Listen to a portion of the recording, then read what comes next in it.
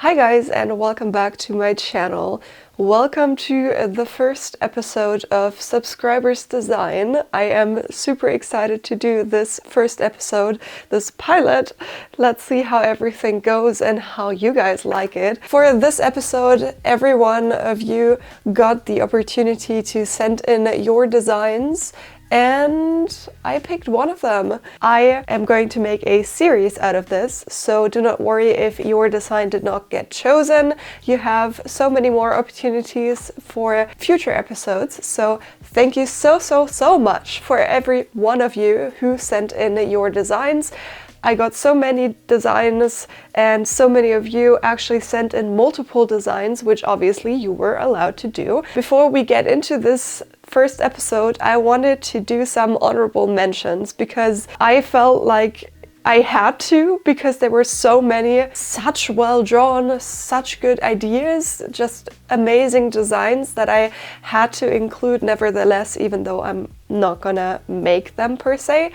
So the first one that I wanted to mention was Madeline Grudens, who is also a channel supporter of mine. So thank you so much for your 3 beautiful designs. I'm gonna pop them in right here. Actually, she made like a whole PDF with a bunch of stuff with like fabric inspiration, also a personal note that was really special to me. So thank you so much. She's also a studied fashion designer, but you know, like all of the designs that you can see here are just amazing. Her drawing skills are also like wow. So thanks so much for your designs. And the second designer that I wanted to mention was Pauline, who is also at p.final on Instagram. She also sent in 2 very unique designs that I was really happy about. As you can see right here, they look absolutely amazing. Thank you so much for your designs. And the third one was Catherine. I hope I am saying all of your names right or somewhat right. If not, I'm super sorry. Her Instagram is katarina.b7. She also did 3 very interesting designs. The second one actually was my favorite, which is this one right here. But I felt like it was too close to the skater mini dress Halloween edition that I did like a year, I think, ago. It was 2021 Halloween. I'm not really sure anymore, but I think so. So if you like, for example, the second one, it's super easy to just adapt the skater mini dress that I did and just include like a sleeve thing up here. So thank you very much for your 3 very nice designs as well. And obviously to everybody else who sent in your designs, thank you so much. I saw all of them. The design that I chose for today's episode is by Gib. Her Instagram is @katim_, so if you want to check her out, you can. She sent in one design, which I really loved. It's this beautiful cottagecore meets old money design is what she described it as. And she also wrote a little story to this. So she says she comes from a big family but dreams of a life in a small city surrounded by woods, waking up to the birds singing and smelling the flowers in the garden. Then she wakes up to the reality, so she puts on her dress and puts on a smile on her face because one day she knows her dream will come true. So it's really nice that you also like did this small story. She also named the dress the Luxury Dream, so that's what we're gonna name it too. It's a really nice, it looks to me like a bias cut dress that we're going to make today. She did it in like an olive green, and I already looked around and I'm not sure if I can actually make it in this olive green, but I feel like, you know, changing the color to, for example, a really nice blue or something like that should not make the design, you know, like should not alter the design too much.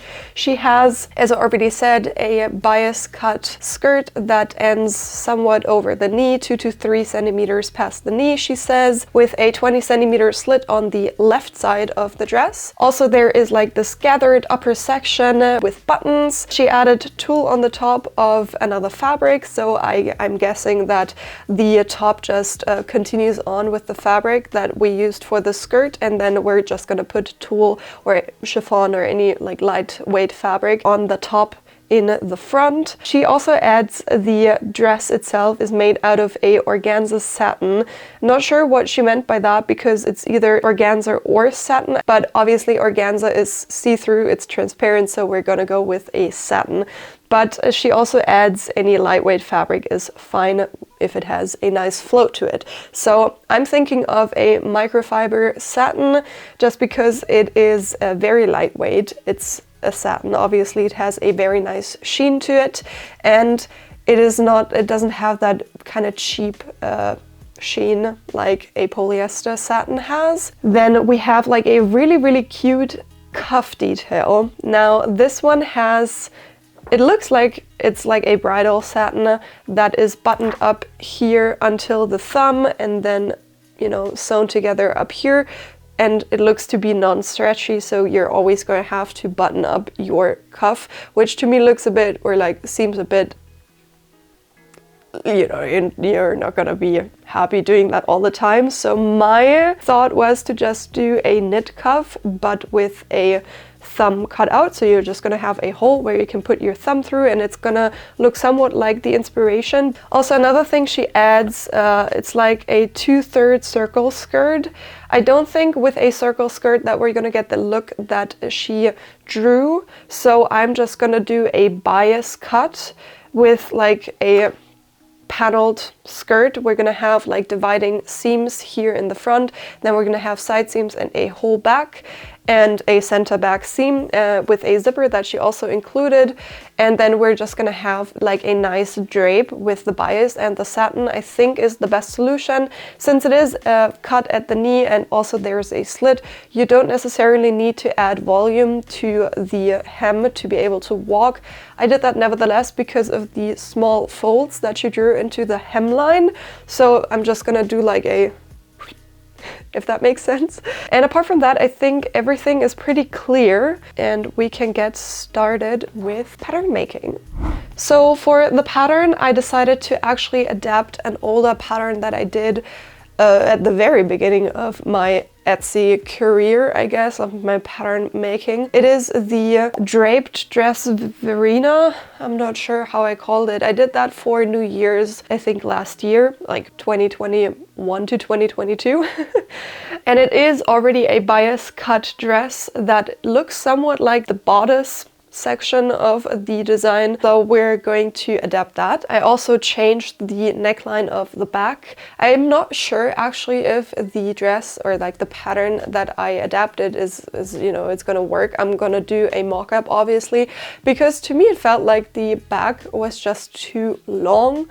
So we're gonna do a mock-up and check if everything looks to be right, as we had like this big draping in the back. It had a very low neckline in the back to not peek out underneath the draping, so we have to change that and actually make a closed back. So I did not have anything to orientate myself at, so I just added, you know, different patterns as orientation and try to somewhat adapt the neckline in the back. Still, I'm not sure if it works, so we're obviously going to make a mock-up. I also shortened the skirt, as the skirt for the dress that I based it off of is, you know, mid-calf, somewhat like that. So I did it knee length. As it is a bias cut, it's gonna hang a little lower than that anyways, so we should be fine. Adding 2 to 3 centimeters is also not a big deal. We can do that as well. The sleeves I used from my ornament dress Serenity that I did 2 weeks ago, 3 weeks ago, because I did a little break in between. And yeah, so let's actually make a mock-up. Okay, mock-up time. So as you can see right here, I finished my mock-up of the dress. I already fitted it on myself and adjusted the pattern accordingly. The only thing that I still have to do is just take in the sleeves here a tiny bit, because I did not see that I didn't like it when I had it on, and I had to like kind of see it on the bust so that I realized that, basically, is what I'm saying. But I just pin in place the buttons that are in the drawing, in the design, and then I just pinned a bit of chiffon into place because it is in the drawing pleated very tiny, here into the bust seam and then also into the neck seam. And I'm trying to figure out if I want to actually pleat the fabric or if I want to just gather it and then just see how it falls. And this right here is a very, very lightweight crepe silk chiffon. It is a very tedious process, so just for that, I would say I won't do it and just gather it in place. Obviously, you can do whatever you like. The pattern does not call for this overlay here. It's just an additional thing that I will be doing because of the design. But obviously, if you don't want this, you can just leave it out, as this is an additional step that you have to take before putting everything together. I also adjusted the front shoulder line right here because the cutout was not wide enough. As you can see here, it like kind of overlaps with the actual arm. I'm gonna go fabric shopping and see what I can find, and then we're gonna actually make the dress, which I'm super happy about. I hope I can find green. If not, I will do blue, because I think this will also look really, really nice in like a grayish kind of light blue, I think. And yeah, so let's go. Okay, so everything is cut out now, and I think we're going to start with our front piece, which looks like this. So I decided to do these two fabrics, which are then gonna get layered on top of each other. And I also, if you can see here, just cut out the overlay a tiny bit bigger than the satin, because this is just going to ruffle more down here at the bust area, and I thought that hopefully it's gonna get a bit more something at the top. So what I will be doing for that, you're gonna find notches down here in the bust area, 3 of them, and you're gonna have to gather the piece in between the ones that lay on the outside. The center one marks the front dividing seam, so that's a notch to match up with the seam. So we're going to stitch into the seam allowance from one notch to the other without back tacking. I'm gonna do 2 like gathering seams. I'm gonna gather the organza first to the size of the satin. As you can see, it's bigger, and I want this to be the same size because I figure that the folds are going to just sit nicer since the satin is going to get gathered as well. I don't want to have like 2 sets of gathers laying on top, because that first of all makes it thicker, and then also it's not as clean, I think. So I'm going to first gather the organza down to the size of the satin, and then we're going to gather it once the skirt is complete to the size that it's going to finally be at.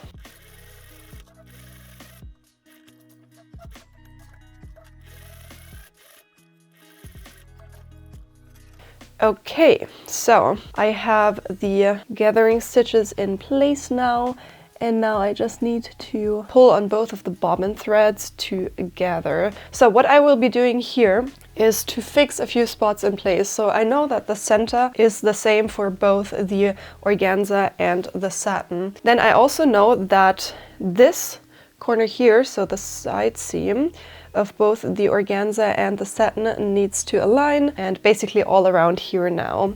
So for cutting out the organza, I just slashed the pattern in half from like the front dividing notch all the way up until here somewhat, and then I just open it up, basically giving it a huge dart. And as you can see, it already aligns. So what I will be doing as well is putting the front dividing notch of the organza on top of the satin, because that's also a fixed point. And then you can see that we have to gather a bit more here in the part that is closer towards the center front. I'm going to iron over top of that as well. I'm just going to put a few pins in here to hold the organza in place, and then we can add the other top stitching. Now with the front piece basted together, as you can see, I stitched into the seam allowance to just fuse both of the fabrics together and create one layer. We can go ahead and close the shoulder seams. I also overlocked the left side of the side seam here because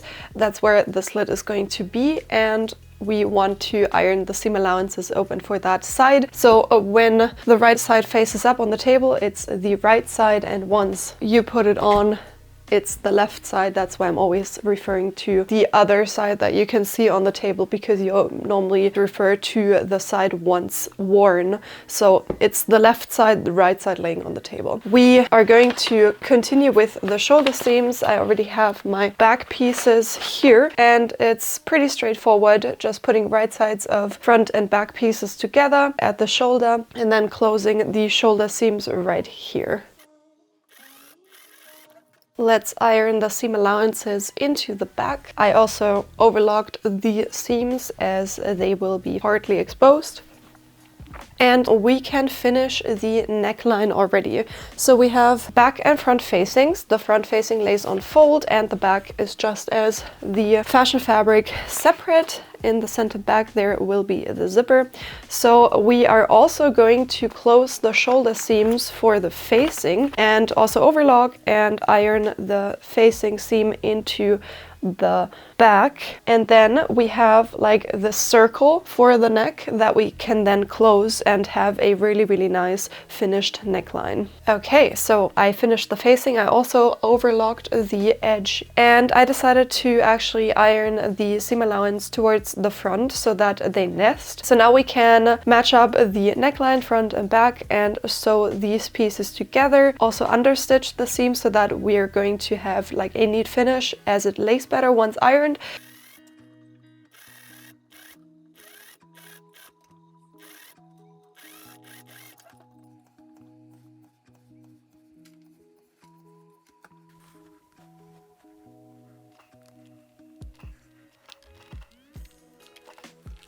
And that is what the neckline looks like. As you can see, it's super neat.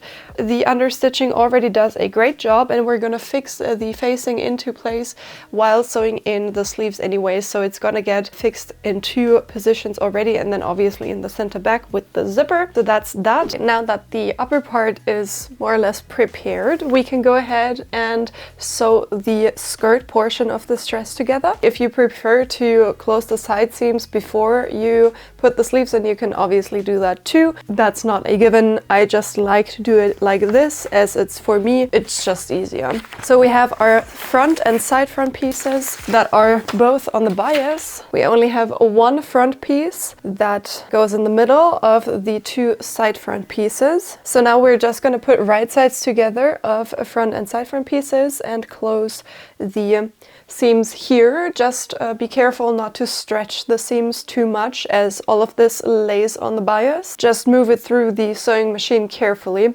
Afterwards, we're also going to overlock all of the vertical dividing seams.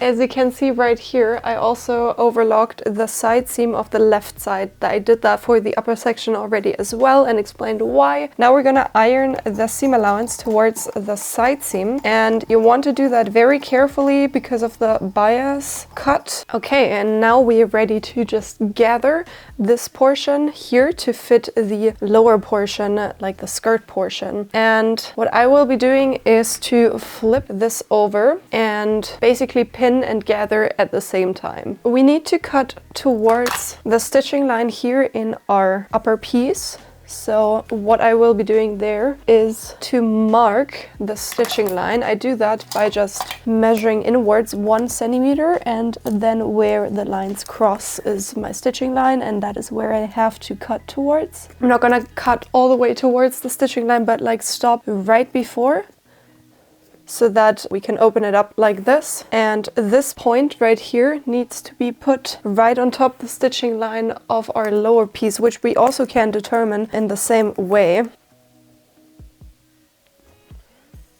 Like this. And now this is like a twisting point where we can align the pieces like this.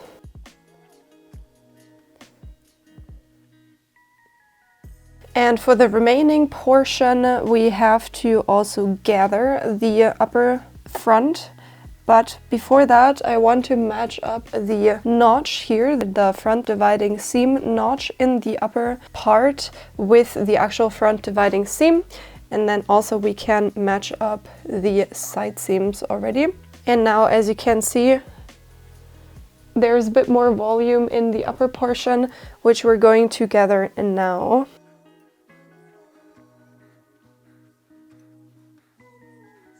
And now we can align the two pieces. And now we can sew the bust seam together.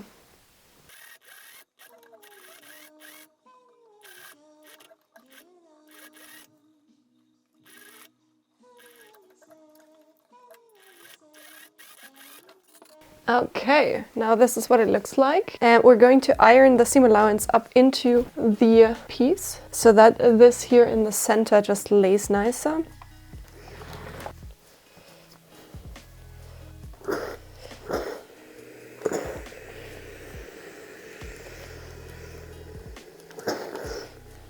Next up, we're gonna add the center skirt pieces, which are just gonna get sewn like onto this vertical seam right here.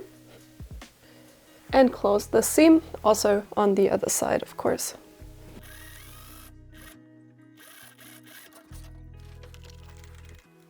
Okay, let's continue with the sleeves. I chose to do it only out of the organza. So what we have to do for this is gather the sleeve cap just from the front to the back sleeve notch. I'm gonna gather it with 2 gathering seams in the seam allowances as per usual, and for the other sleeve as well, before we can put it into the sleeves eye of our dress that I hung onto my dress form right there.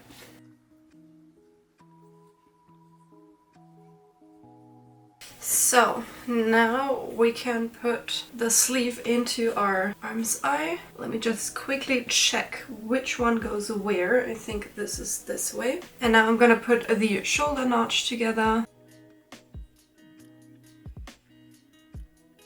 And now we just have to gather everything to size.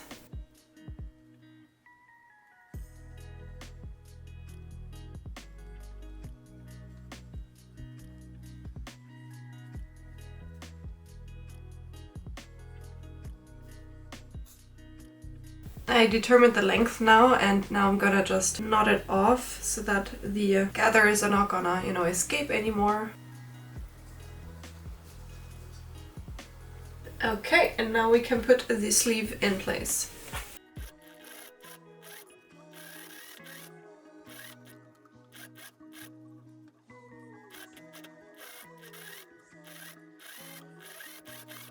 And different to what I usually do, we're going to iron the seam allowance of the sleeves towards the bodice, towards the dress, because it's very see-through and it just looks a little bit cleaner if it's just facing towards that side.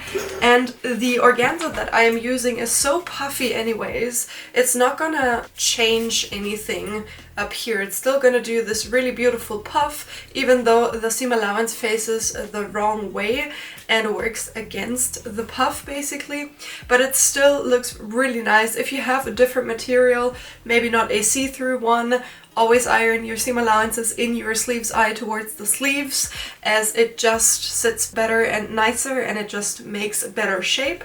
But for my dress and my fabric, this probably is the best solution. I already have it here as well. And then you can add a small bar tag in the seam, the shoulder seam up here, to keep the seam allowance towards the bodice. Then here it's gonna be sewn towards the bodice anyways when we close the side seam, which we are going to do right now. So let's fold everything right sides together, and we're gonna match up the underarm seam, the under bust seam, and then obviously all of the notches. In the left side of the dress there is a slit in the hem, which is like 20 centimeters high, something like that. You're gonna find a notch, and yeah, other than that we just want to match up all of the remaining notches. And for the other side you can just close it completely.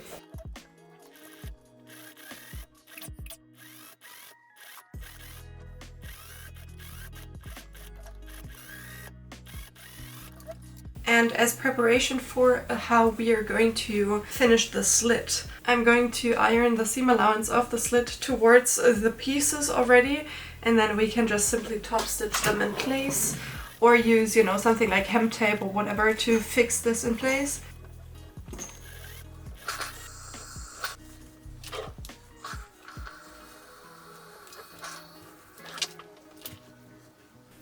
I'm going to iron the seam allowance towards the back here in the sleeve.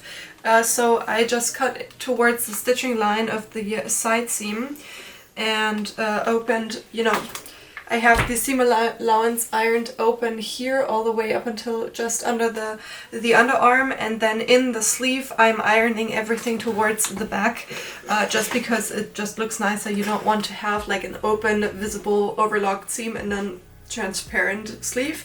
So that is just neater, so that's what I'm doing here. So now I already prepared the one cuff that we're going to make. We're gonna make like this thumb hole here and then add the buttons from the inspirational picture. Basically look like that, not in a stretchy fabric, but we're gonna make it in a stretchy fabric. So to do that, we're going to prepare our cuff, which is this jersey right here. It's like a thick knit that I chose. Might not have been the best option because it's pretty tight.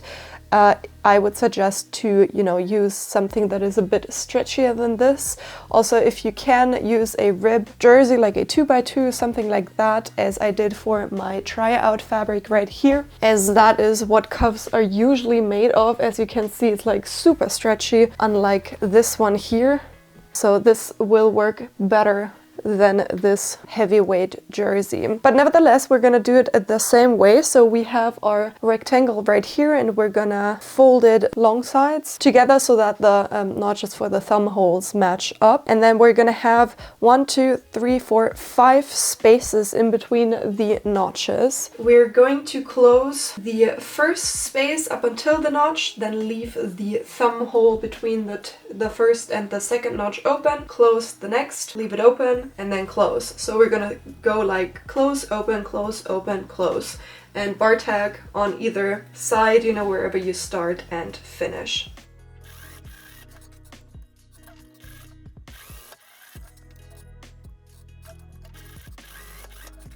Now this is what it looks like. We're going to press the seam allowance open, also by the spaces where we didn't close the seam, but it's just gonna lay open like this, like it's just gonna fold how the seam makes it fold. So that is super easy to iron.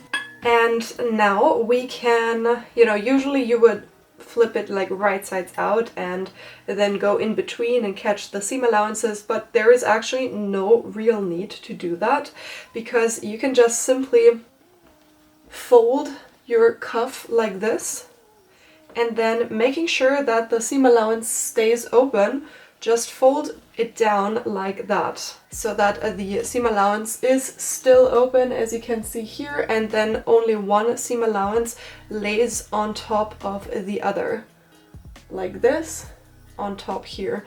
And now we want to match up the thumb holes, so like the notches in between, and close further towards the raw edge than our seam that we just did. Close the thumb hole here, making sure to only catch these two seam allowances. And to do the same for the other side, you just want to flip this around and have the other side that is not yet closed match up, and just do exactly the same for this side. So this is basically what it looks like now. And to flip this right sides out, just make sure that the seam allowances lay openly on top of each other, and then you just go in between here and flip it right sides out. And we have this thumb hole here, which we can put on like this and is closed and just looks really neat and tidy. Now you can, if you want to, add a bar tag here to just give it a bit more strength. Now just repeat that for the other cuff and we can actually finish this dress in a few more steps. So to put the cuff into our sleeve here, I turned it wrong sides out, and the thumb opening should always face towards the front. So when I have my sleeve lay like this here is the back and down here is the front. So the sleeve has to face this way, with the thumb hole facing towards the front, and go in between here. That's basically how you want to sew this. If you have a rib knit, you can just stretch this to the size of the sleeve while sewing, and then the rib knit will just cinch it in anyways. Since it is like a very lightweight fabric, should be no issue at all. If that doesn't work because you might have a similar fabric like mine and it just wouldn't stretch all the way, you can use an elastic thread for your bobbin thread and sew around here into the seam allowance to gather this by elasticity basically. Or if you don't have that at hand, you can lightly gather this sleeve hem with a normal gathering stitch to, you know, somewhat the size of this stretched cuff, and then sew these together as well. I will be doing the one with the elastic bobbin thread. It worked very well here. You don't really see it. It's really easy, and I'm just gonna do that as well. So this is what it looks like. As you can see, it's super elastic, and we can now put the cuff towards the inside here, like putting right sides together, making sure that the thumb hole faces towards the front of the dress. Also, another thing that is super important is that the side seam does not match up with the seam here in the cuff. So you basically want to have the seam in the middle here, and then you can add notches to the side and then also underneath here, because the one here, the side here, needs to match up with the side seam of the sleeve. So we're gonna put this in here and then have this notch that we just put in here match up with the side seam of the sleeve. Let's pop a needle in here, and then on the opposite side we're going to match that up with the sleeve as well, like this. And now we can sew this, and we want to stretch this as much as possible while sewing as well. And now we're going to sew without an elastic thread, just with your normal sewing thread.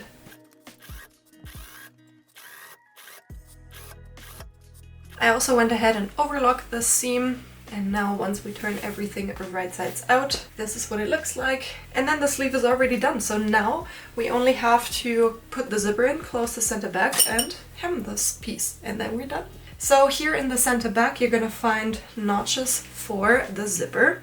And I did like this interfacing tape here for the zipper just to prevent any stretching here as it lays on the bias, and I just hope that it looks nice that way. So we're going to find the zipper notch in this piece, and if you haven't already, you should overlock the center back of both sides separately. So overlock now, because we're going to put the zipper in and then it's just going to be weird and not really easy to overlock the sides. And then down here we're just gonna iron open, so it needs to be overlocked separately anyway, so it's the best to do it right now. And other than that, we can already put the zipper in place. I have a 60 centimeter zipper right here, and if you follow my channel for a longer time, you already know how to put a zipper in. Open the zipper up, put right sides together with your dress. I'm just gonna flip this around so it's easier for me. And right here you're gonna find the plastic stopper by just folding the seam allowance here to the side. So wherever it doesn't let you fold is the plastic stopper, and that is exactly the point that you want to match up with your fold line here of your facing. So not with the seam that you put in here, because we ironed the ditch of the seam towards the facing side. So that is the thing that you need to align it with. So I'm just gonna open up the facing and then align the top of the zipper with the fold that we ironed in, and just use a pin to hit it in place. And now I like to just put my dress down at the table flat like this, just avoid stretching anything. For this, since this is a dress that lays on the bias halfway, but I think the interfacing that we put in place here already does enough, so you don't have to worry about like a bubbly seam. Now with everything just laying flat on the table, it's super easy to just pin the zipper in place. And when you sew this in, you want to do this with an inseam zipper foot. It's just the easiest. And also you want to only sew until the zipper notch. So you want to stop exactly here. So like this. Let's sew from the zipper notch all the way up until the fold line up here.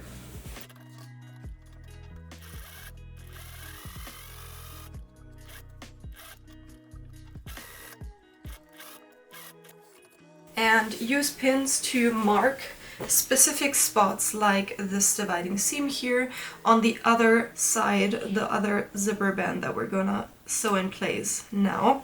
I also like to mark where I stopped sewing, so basically what to match up with our zipper notch. That helps everything like lay really evenly. And up here I also like to mark the fold line, so that is going to make a really nice and even upper edge. And now it's just matching up the needles with these specific spots. And now we can sew the other side also, only until the notch and only until the fold line.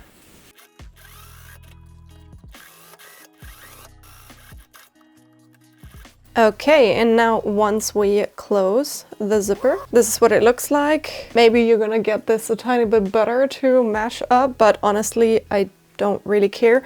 So I'm just gonna leave that. You can just, you know, undo this portion, maybe like this much, and then just even this out a tiny bit so that they match up. We want to iron the zipper seam with a tailor's hem or like a sleeve hem, and then just iron this flat so that it looks really, really neat and lays nicely. For the neckline, we also want to have this even. It looks really nice for my dress already, so I got to match up and that everything is even. You can also like wiggle this around a tiny bit while ironing and also get it like to match up here if you have it mismatched a tiny bit, so that's also not an issue. To put the facing onto the zipper, you want to open the zipper up, fold the bit up here towards the raw edge, and then just fold the facing on top here. And then we're just gonna use a one-sided zipper foot and just sew it onto the zipper band and have everything neat and tidy. We're now also going to finish the center back. So what I like to do is to put right sides together here and sew until the zipper notch, but not quite, because you're just not gonna reach.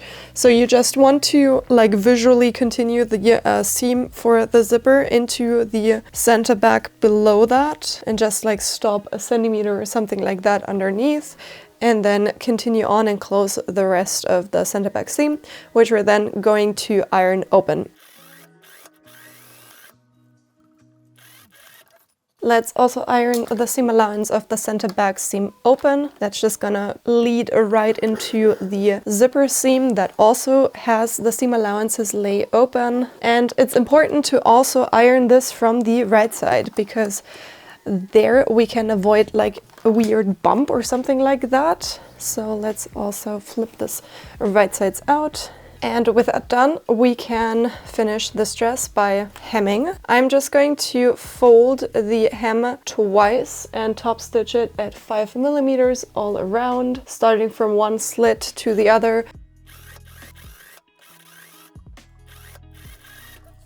And that's it for today's video. I hope you enjoyed, and I hope that you like my interpretation of the design that I chose. So I would love to just continue this series and to do so many more in the future. So if you want to see further episodes, leave a comment down below. Maybe we can do like topics or like, you know, like a specific color or a specific piece, a season, whatnot, you know, like some topics for the future episodes. And I hope that I met your expectations with episode 1. If you want to see further episodes, leave a comment down below, and don't forget to subscribe to my channel and ring the bell so you'll get notified every time I post, and also to see my community posts about announcing a future episode with maybe a deadline, because I did that over on my community post and also on my Instagram. I'm a bit more active on my Instagram stories, so make sure to follow me there so you never miss anything about this series or, you know, anything else that I'm posting